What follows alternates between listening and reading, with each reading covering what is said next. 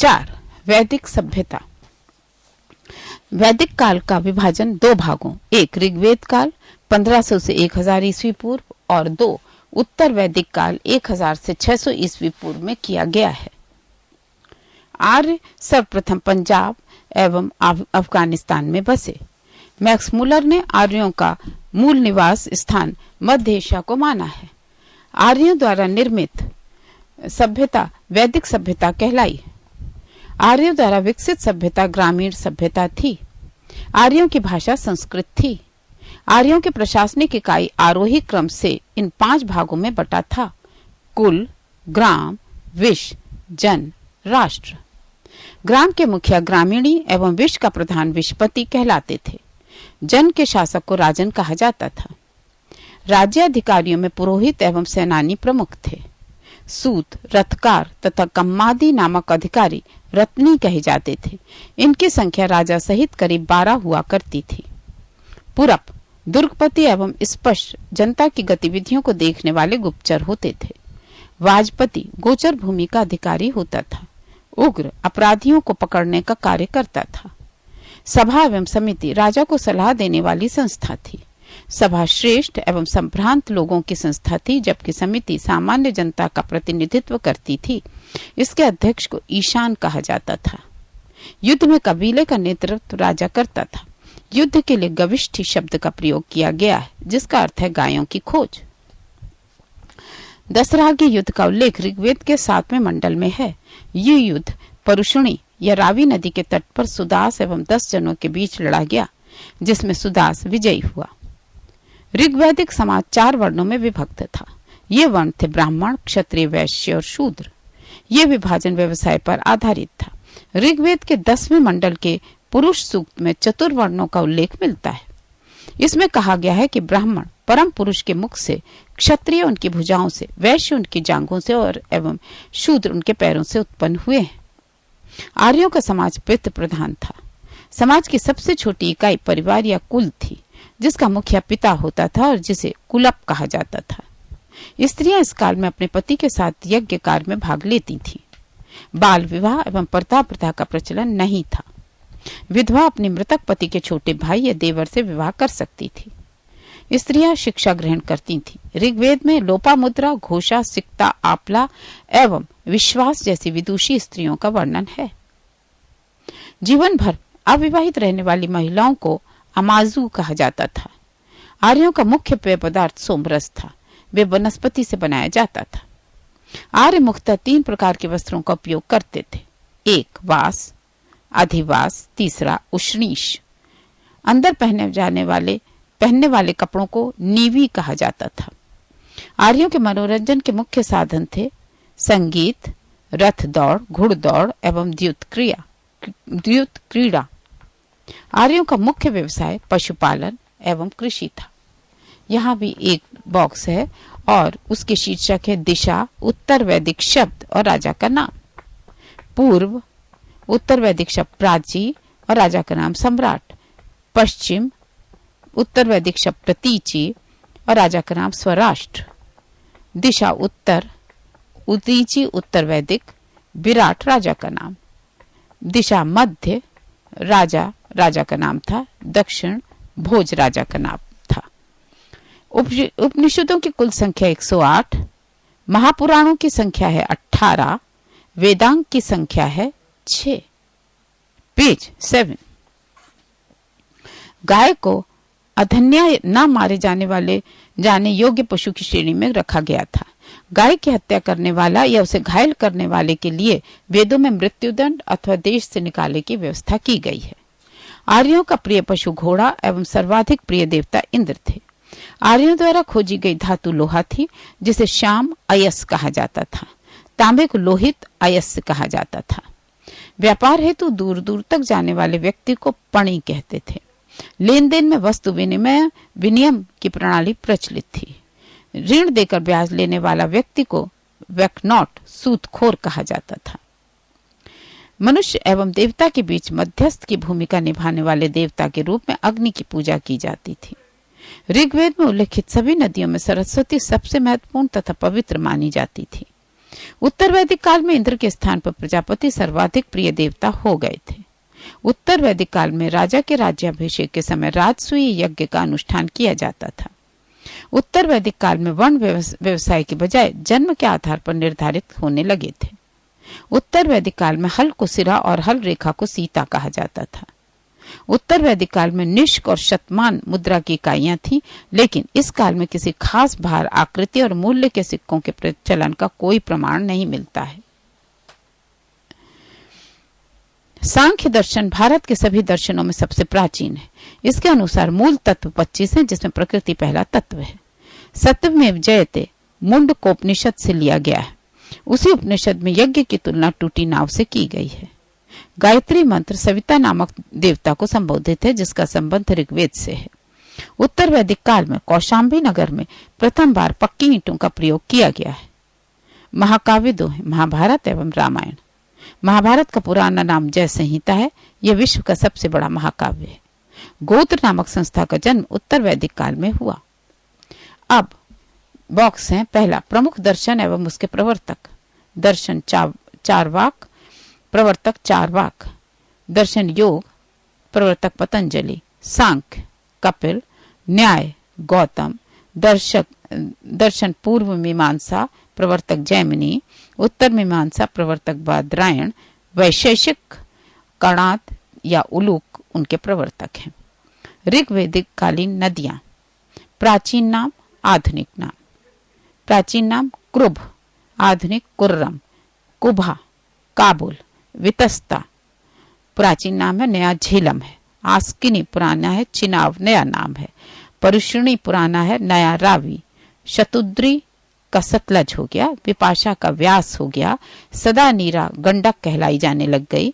दृस धती घग्गर कहलाती है। गोमती नदी अब गोमल हो गई है और सुवस्तु नदी स्वात। ऋग्वेदिक कालीन देवता इंद्र, युद्ध का नेता देवता, और दो शीर्षक है, देवता और संबंध। इंद्र देवता है और संबंध है युद्ध का नेता एवं वर्षा का देवता। अग्नि देवता एवं मनुष्य के बीच मध्यस्थ। वरुण पृथ्वी एवं सूर्य के निर्माता, समुद्र का देवता, विश्व के नियामक एवं शासक, सत्य का प्रतीक, ऋतु परिवर्तन एवं दिन रात का कर्ता। देव आकाश का देवता, ब्रैकेट में सबसे प्राचीन। सोम वनस्पति देवता। उषा प्रगति एवं उत्थान देवता।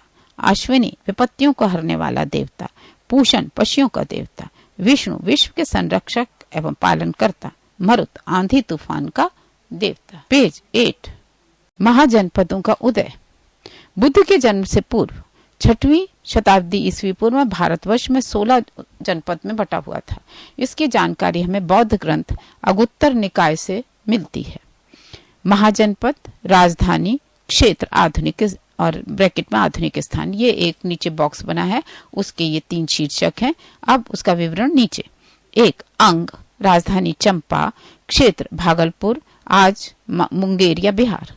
2, मगध, राजधानी गिरिब्रज या राजगृह और आज पटना गया, ब्रैकेट में बिहार। 3, काशी, राजधानी वाराणसी के आसपास, ब्रैकेट में उत्तर प्रदेश। 4, वत्स, महाजनपद था, राजधानी कौशाम्बी थी और ये इलाहाबाद के आसपास उत्तर प्रदेश में। 5, वज्जी, राजधानी वैशाली, विदेह, मिथिला, मुजफ्फरपुर एवं दरभंगा के आसपास का क्षेत्र आधुनिक काल में। 6, कौशल, राजधानी श्रावस्ती, फैजाबाद, उत्तर प्रदेश। महाजनपद अवंती, राजधानी उज्जैन, महिष्मती, आज के संदर्भ में मालवा या मध्य प्रदेश। 8, मल्ल, महाजनपद, राजधानी कुशावती, देवरिया, उत्तर प्रदेश, आज का क्षेत्र। 5, नवा, अहिछत्र, कामपिल्य, ये राजधानी थी और आज का क्षेत्र है बरेली, बदायूं, फर्रुखाबाद, ब्रैकेट में उत्तर प्रदेश। 10, चैती, राजधानी शक्तिमती, बुंदेलखंड, आज का उत्तर प्रदेश। 11, कुरु, राजधानी इंद्रप्रस्थ, आधुनिक दिल्ली, मेरठ एवं हरियाणा के कुछ क्षेत्र। 12, मत्स्य, महाजनपद था, विराटनगर राजधानी थी और आज के संदर्भ में जयपुर राजस्थान के आसपास का क्षेत्र। 13 कंबोज महाजनपद था। हाटक राजधानी थी। राजौरी एवं हाजरा क्षेत्र उत्तर प्रदेश आज के क्षेत्र हैं। 14 शूरसेन महाजनपद था। मथुरा राजधानी थी। मथुरा उत्तर प्रदेश आज का क्षेत्र है। 15 अशमक राजधानी पोटली या पोतन और आज का क्षेत्र गोदावरी नदी क्षेत्र है। 16 महाजनपद गांधार राजधानी तक्षशिला और आज का क्षेत्र रावलपिंडी एवं पेशावर पाकिस्तान। 6 जैन धर्म। जैन धर्म के संस्थापक एवं प्रथम तीर्थंकर हैं ऋषभदेव। जैन धर्म के 23वें तीर्थंकर थे पार्श्वनाथ। पार्श्वनाथ काशी के इक्ष्वाकु वंशीय राजा अश्वसेन के पुत्र थे। पार्श्वनाथ को 30 वर्ष की अवस्था में ही वैराग्य उत्पन्न हुआ, जिस कारण गृह त्याग कर वो सन्यासी हो गए। पार्श्वनाथ के द्वारा दी गई शिक्षा थी 1 हिंसा न करना, 2 सदा सत्य बोलना, 3 चोरी न करना तथा 4 संपत्ति न रखना। महावीर स्वामी जैन धर्म के 24वें एवं अंतिम तीर्थंकर हुए। महावीर का जन्म 540 ईस्वी में कुंडग्राम वैशाली में हुआ था। इनके पिता सिद्धार्थ ज्ञात्रक कुल के सरदार थे और माता त्रिशला लिच्छवी राजा चेटक की बहन थी। महावीर की पत्नी का नाम यशोदा एवं पुत्री का नाम अनुजा प्रियदर्शनी था। महावीर के बचपन का नाम वर्धमान था। महावीर ने 30 वर्ष की उम्र में माता पिता की मृत्यु के पश्चात अपने बड़े भाई नंदीवर्धन से अनुमति लेकर संन्यास जीवन को स्वीकारा था। 12 वर्ष की कठिन तपस्या के बाद महावीर को जृंभिक के समीप ऋजुपालिका नदी के तट पर साल वृक्ष के नीचे तपस्या करते हुए संपूर्ण ज्ञान का बोध हुआ। इसी समय वे महावीर जिन ब्रैकेट में विजेता, अरहत ब्रैकेट में पूज्य और निर्ग्रंथ ब्रैकेट में बंधनहीन कहलाए। महावीर ने अपने उपदेश प्राकृत या ब्रैकेट में अर्धमागधी भाषा में दिया। महावीर के प्रथम अनुयायी उनके दामाद ब्रैकेट में प्रियदर्शनी के पति जामिल बने। प्रथम जैन भिक्षुणी नरेश दधिवाहन की पुत्री चंपा थी। पेज 9। महावीर ने अपने शिष्यों को 11 गणधरों में विभाजित किया। आर्य सुधर्मा अकेला ऐसा गंधर्व था जो महावीर की मृत्यु के बाद भी जीवित रहा और जो जैन धर्म का प्रथम थेरा या मुख्य उपदेशक हुआ। पहली जैन सभा पाटलिपुत्र में 322 ईस्वी पूर्व में भद्रबाहु और संभूति विजय के नेतृत्व में हुई। इसी सभा के बाद जैन धर्म 2 भागों में विभाजित हो गया। श्वेतांबर जो सफेद कपड़े पहनते हैं एवं दिगंबर जो एकदम नग्नावस्था में रहते हैं। भद्रबाहु के शिष्य दिगंबर एवं स्थूल भद्र के शिष्य श्वेतांबर कहलाए। दूसरी जैन सभा 512 ईस्वी में बल्लभी गुजरात नामक स्थान पर देवर्धि क्षमा श्रवण की अध्यक्षता में संपन्न हुई। जैन धर्म के त्रिरत्न हैं सम्यक दर्शन, सम्यक ज्ञान और सम्यक आचरण। त्रिरत्न के अनुशीलन में निम्न 5 महाव्रतों का पालन अनिवार्य है: अहिंसा, सत्य वचन, अस्तेय, अपरिग्रह एवं ब्रह्मचर्य। जैन धर्म में ईश्वर की मान्यता नहीं है। जैन धर्म में आत्मा की मान्यता है। महावीर पुनर्जन्म एवं कर्मवाद में विश्वास करते थे। जैन धर्म के सप्तभंगी ज्ञान के अन्य नाम स्यादवाद और अनेकांतवाद है। जैन धर्म ने अपने आध्यात्मिक विचारों को सांख्य दर्शन से ग्रहण किया। जैन धर्म मानने वाले कुछ राजा थे: उदायीन वंद राजा, चंद्रगुप्त मौर्य, कलिंग नरेश, खारवेल, राष्ट्रकूट राजा अमोघ वर्ष, चंदेल शासक। मैसूर के गंग वंश के मंत्री चामुंड के प्रोत्साहन से कर्नाटक के श्रवणबेलगोला में 10वीं शताब्दी के मध्य के भाग में विशाल बाहुबली की मूर्ति गोमतेश्वर की मूर्ति का निर्माण किया गया। खजुराहो में जैन मंदिरों का निर्माण चंदेल शासकों द्वारा किया गया। मौर्योत्तर युग में मथुरा जैन धर्म का प्रसिद्ध केंद्र था। जैन तीर्थंकरों की जीवनी भद्रबाहु द्वारा रचित कल्प सूत्र में है।